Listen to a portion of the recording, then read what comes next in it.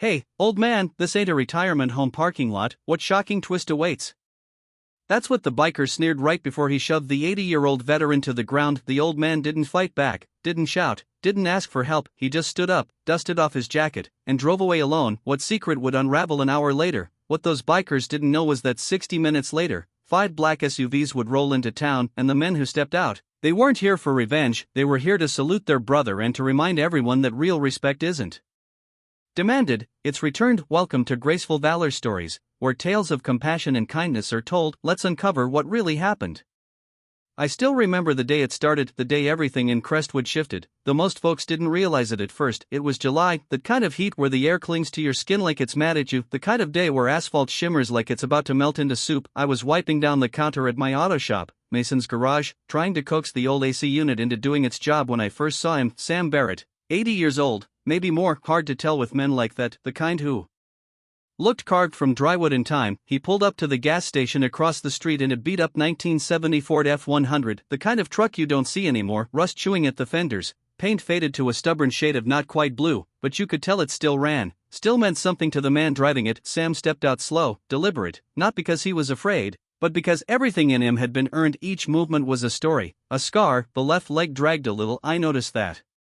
The limp was subtle, but real war wound. Maybe he wore an old cap, faded green with a barely readable patch. 173rd Airborne. I knew that name, my uncle had served under that banner. Sam clutched his wallet in one hand, a veteran discount card poking out of the top, the kind you show to cashiers who don't look up. And then they came, 5 of them, bikers, young, loud, the kind of men who like being watched, leather vests, heavy boots, tattoos up to their ears, not the kind that came with meaning, not the kind earned. They lounged near the air pump, laughing too loud, leaning on polished chrome like it made them kings. I watched as they spotted Sam. One of them pointed at the truck. Check out that museum piece, bet that old man stole it off a Vietnam set. They laughed. Sam didn't flinch, just kept walking slow and steady toward the convenience store. That's when I knew he was used to it, used to the mockery, the ignorance, maybe even the pain. He paid for gas and a bottle of water. The cashier didn't say a word to him, barely glanced up from her phone. Sam didn't mind. You could tell there's a certain silence old soldiers carry, not bitter, just weathered. He returned to the pump, removed the gas cap, and inserted the nozzle with hands that once probably diffused bombs, guided helicopters, stitched wounds in jungle clearings. They trembled now just slightly. Aged as that, he didn't see the biker approach until the man was right beside him, tall,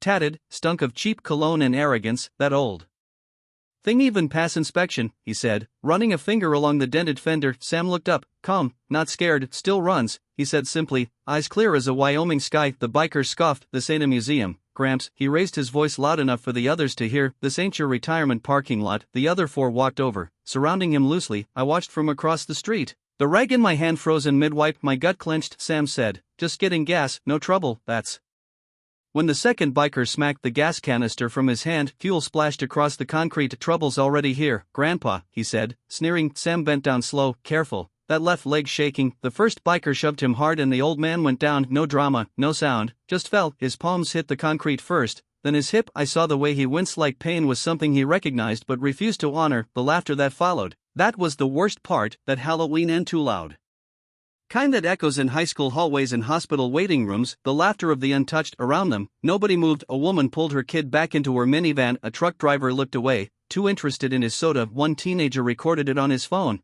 but no one helped. Sam didn't lie there long, just a moment, not from weakness, but from the weight of something deeper, disbelief, disappointment, maybe shame, but not his own. When he stood, I noticed the blood trailing from his temple.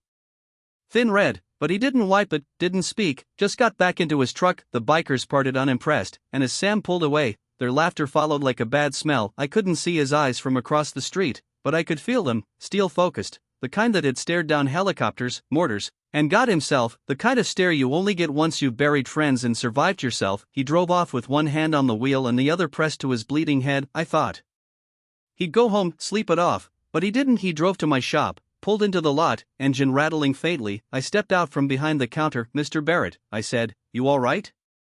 He didn't answer the question, just motioned to the truck. Engine's been knocking, might be the timing belt. Blood was drying on the side of his face, I noticed. He didn't explain. I nodded. Want me to take a look?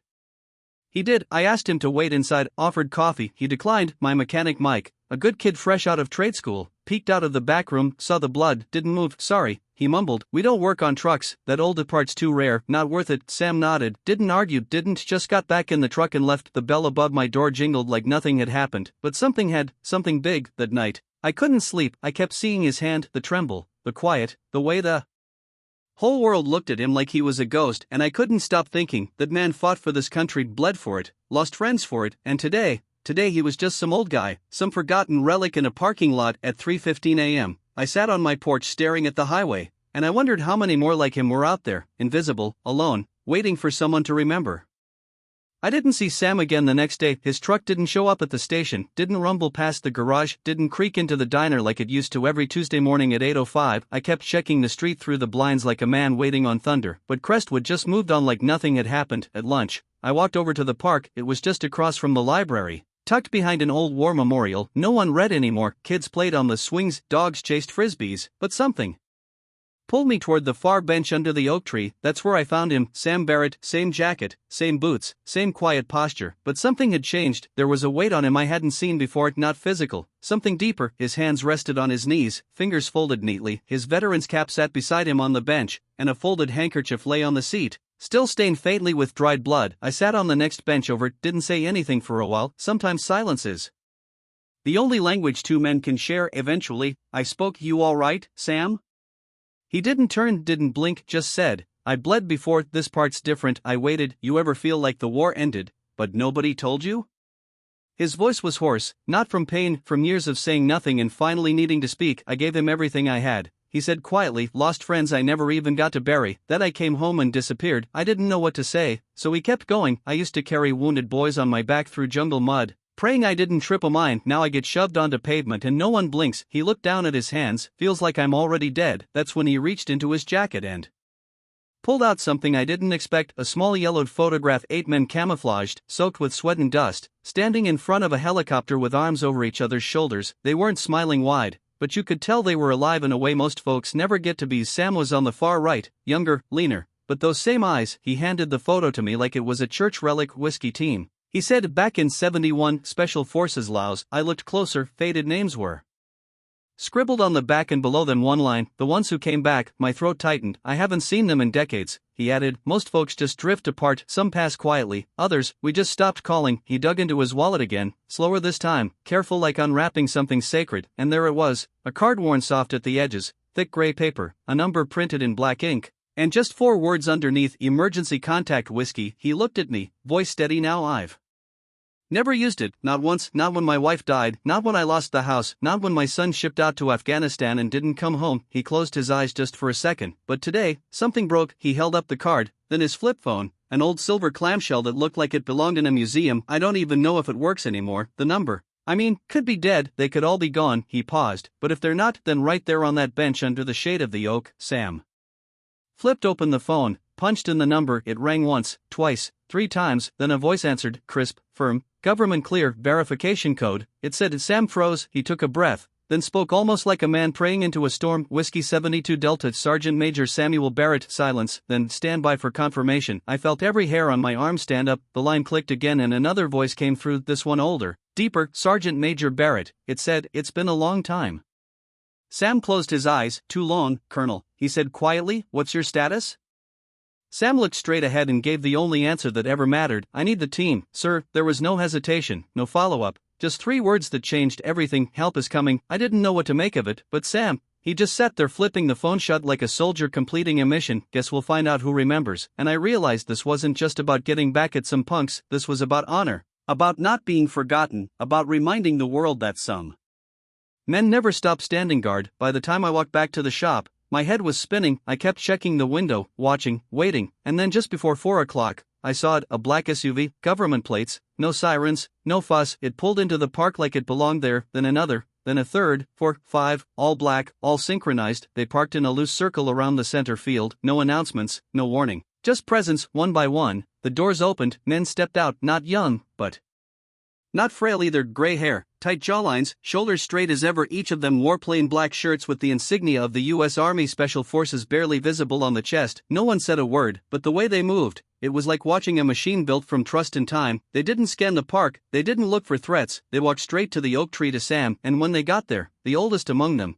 A tall man with silver hair and steel eyes dropped to one knee. "Sergeant Major Barrett," he said, voice clear and full of reverence. "Whiskey team reporting. Sir." Sam didn't smile, he didn't speak, he just nodded. One of the others stepped forward, a former medic, I guessed, started checking the dried cut on Sam's temple, hands gentle but practiced. Another, leaner, younger, held something in his hand, dog tags, but not just any, attached to them, a familiar metal blue ribbon, Gold Star, Medal of Honor. "Ours was stolen from his home in '89, the man said. "This one's been waiting, official replacement. We've been trying to track him down." He stepped closer, placing it carefully in Sam's lap. "You wore it for the right reasons," he added. "That's why you deserve to wear it again." The crowd was gathering now, people stopped walking their dogs, parents pulled kids in closer, phones came out, recording, whispers spread. Is that really him?" Sam slowly rose to his feet. The biker gang, those same 5 punks, had returned to the park. They hadn't noticed the SUVs at first, too busy showing off by the basketball court, but now they froze, their smirks faded like cheap paint. The man who had shoved Sam looked suddenly very, very small. Colonel Harrington turned toward them, calm, controlled. "Those men," he said loudly, laid hands on a United States Army Medal of Honor recipient, Sergeant Major Samuel Barrett, Special Forces Class of '71. "Laos," gasp spread like wildfire. A woman dropped her coffee, someone whispered, "Oh my God." One biker stepped back, another muttered, "He's lying." But then another team member stepped forward, Michael Avery. I remembered the name from the back of the photo. He lifted the medal hanging from his own neck. "In 1971, he said, Sergeant Major Barrett held off 30 enemy combatants in the jungle to protect a compromised extraction. 14 men lived because of him. I was one of them." No more words were needed. The biker who had shoved Sam stepped forward, face pale. "My grandfather served too," he stammered. "If he'd seen what I did to Sam," raised a hand, spoke finally, "then honor him by being someone he'd be proud of." The boy nodded, swallowed, didn't speak again. The air in the park felt different, like the weight of 50 years had lifted in one breath. Respect, real, earned, returned, and just like that, Sam Barrett wasn't invisible anymore. They say every town has its moment. The one day everything stops and nothing after is quite the same. For Crestwood, it was that Thursday afternoon in July. The park, once just grass and a forgotten jungle gym, now felt like a battlefield reclaiming its honor. Colonel Harrington hadn't raised his voice once. He didn't need to. The presence of him and his men, quiet, disciplined, steady, spoke louder than any siren ever could. They stood shoulder to shoulder behind Sam Barrett, forming a protective half-circle as if they'd never stopped being a unit. The years melted off them, their backs straightened, their expressions hardened with something more powerful than anger, resolve. The 5 bikers stood across the green, paralyzed. The leader, broad-shouldered, ink crawling up his neck, still wore the same sneer, but it was cracking fast. People had gathered, half the town. It seemed word had spread like lightning. A Medal of Honor recipient, a group of retired special forces, a veteran attacked and now remembered. Phones were everywhere, but no one spoke. The silence had turned sacred. And then Sam stepped forward. No one helped him, no one dared. He moved slow but not frail. Each step was deliberate, as if he were walking back into a place the world once tried to erase. He stopped just a few feet from the bikers. His voice, when it came, wasn't loud, but it cut through the summer air like a blade. "You shoved me because you saw an old man," he said, "someone easy to mock, easy to knock down." He paused, let them feel the weight of every word. "You didn't ask who I was, you didn't care, and maybe that's the part that stings the most." The crowd shifted, some people lowered their heads, others just stared, faces pale. Sam's voice cracked, not with weakness, but with emotion sharpened into steel. "I've watched friends die in mud, carried brothers through gunfire, buried more names than you'll ever know, and I did it for a country that said, we leave no one behind." He looked down for a moment, then back up. "But sometimes we do." Colonel Harrington stepped forward beside him. "This man," he said, motioning to Sam, "never asked for recognition, never demanded tribute, but when he called, we came." The other team members nodded silently. "You know why?" the colonel continued. "Because we don't forget." He turned to the bikers, gaze sharp. "You wanted attention, you've got it." The biker leader finally broke his silence. He raised his hands half-heartedly. "Look, we didn't know. That's the problem," Harrington said flatly. "You didn't care enough to know." He took a single step closer. "You want to fix it? Then start listening." Another man stepped out from one of the SUVs, a younger, still in active uniform. He held a polished wooden case in his arms. "We've been trying to locate Sergeant Major Barrett for years," he said. "His original medal was stolen in a burglary back in '89. The Department of Defense authorized a replacement." He opened the box carefully, revealing a new Medal of Honor gleaming beneath the sunlight, untouched by time. The crowd gasped. A woman near the front began crying softly. The officer stepped forward and handed it to Sam. "For your actions in Southeast Asia and for the life you continued to live after," he said. "You never wore it for praise, that's why you deserve it most." Sam looked down at the medal, his hands trembled, not from age this time, from the memory of what it had cost, from the weight of carrying it in silence all those years. He didn't speak, he just nodded. That's when it happened. A boy no older than 8 stepped out from the crowd, shy, hesitant, in his small hands, a bouquet of wildflowers half crushed from how tightly he clutched them. "My dad's a soldier," the boy said quietly. "He told me real heroes don't always wear capes or uniforms." He extended the flowers. Sam knelt slowly, carefully, and took them. "You tell your dad," he said. His voice rough. "He's raising a fine man." The boy smiled and ran back to his mother. The moment hung in the air.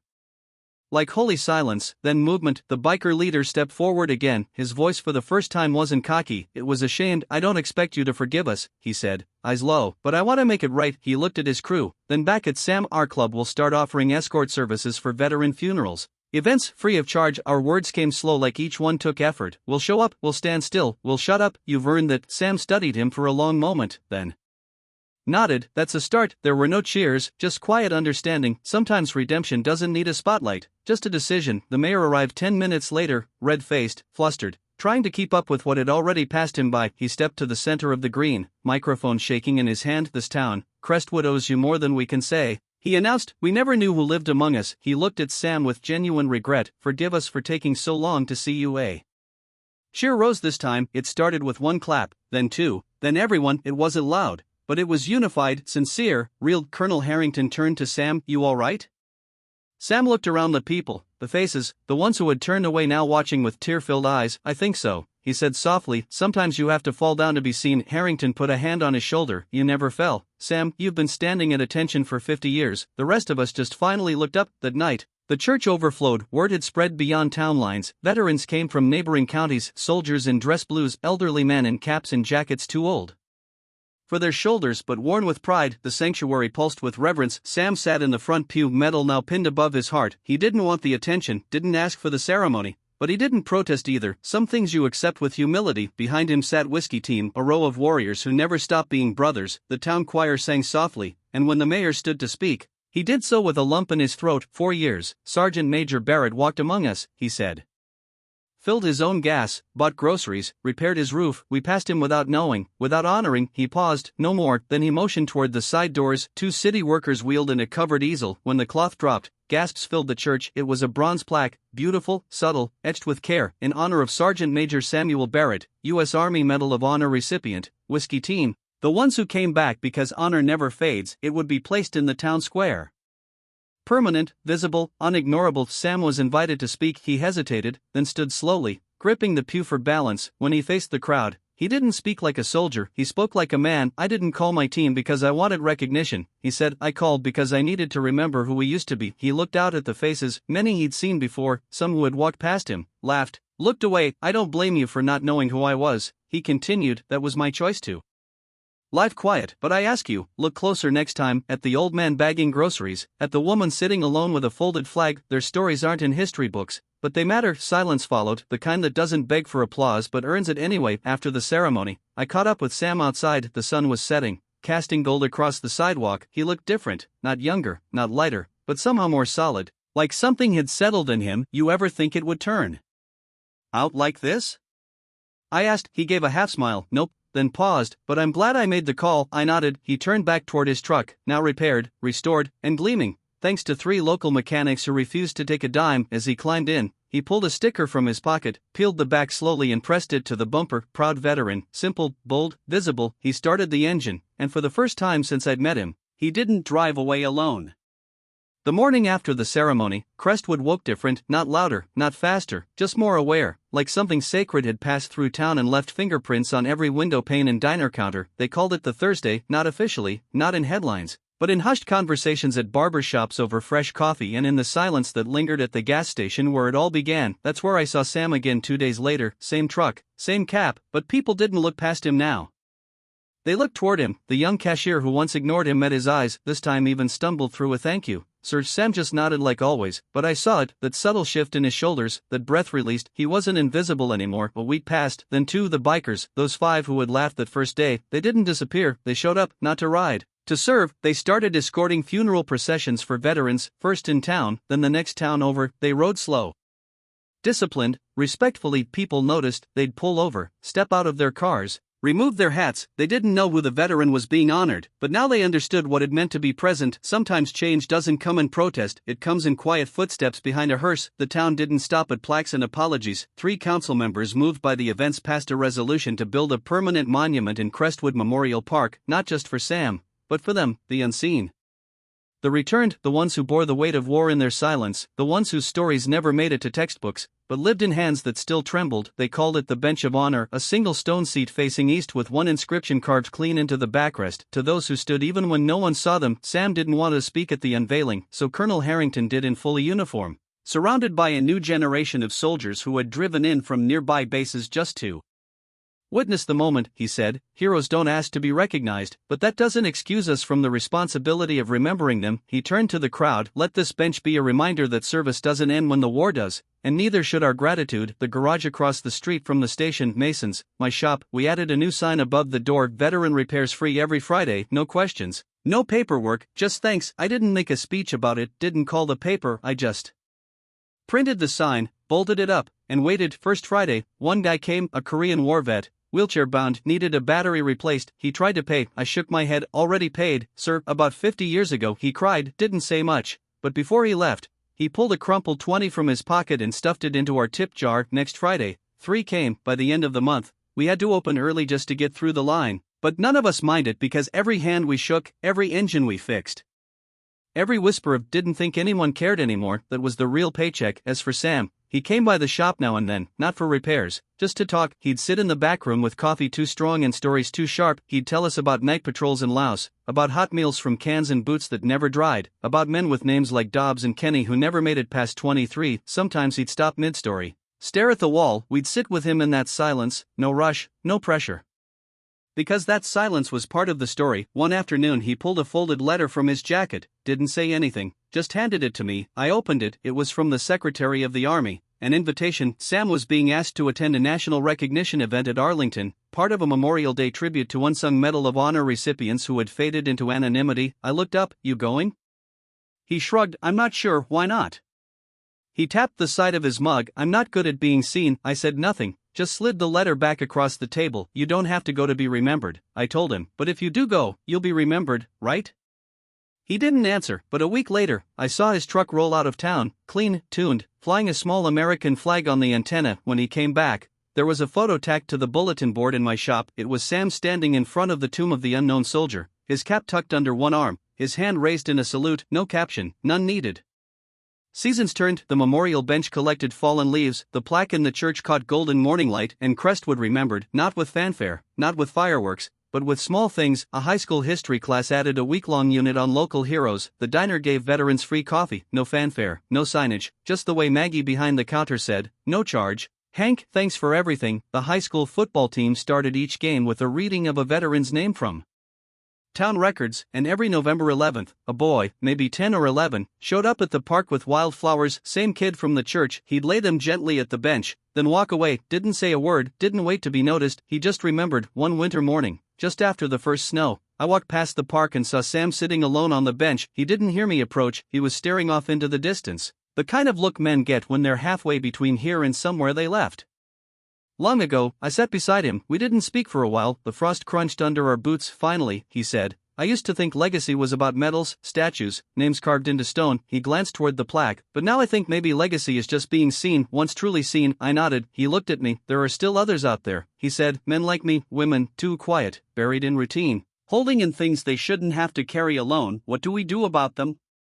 I asked. He smiled, that slow, tired, knowing smile. "We find them." That spring, a small nonprofit opened its doors in town, the Barrett Project, veteran outreach, meals, companionship, job resources, counseling, a community garden run by the guys who once stood guard on jungle trails. It wasn't fancy, it wasn't big, but it was real, and on the wall near the coffee station hung a photo, 8 men, muddy, exhausted, grinning like fools, whiskey team, next to it, a bronze coin encased in glass on one side, the Special Forces insignia on the other. He called, we came. The last time I saw Sam was at the edge of the 4th of July parade. He wasn't in it, he didn't like attention, but he stood on the sidewalk, one hand over his heart, the other gripping the wildflowers a little boy had placed in his palm. He stood straight, quiet, still, and I realized something. Some men are monuments, not because they're made of stone, but because they remind us what still matters, what never fades, what remains in our darkest moments, kindness still finds a way, often in the quietest places. Not everyone who helps wants recognition, some just need to know that today someone isn't going hungry, and sometimes that alone is enough to change a life. You may forget the story, but if no one retells it, history stays silent forever. Subscribe to Graceful Valor Stories, where justice is honored, kindness is remembered,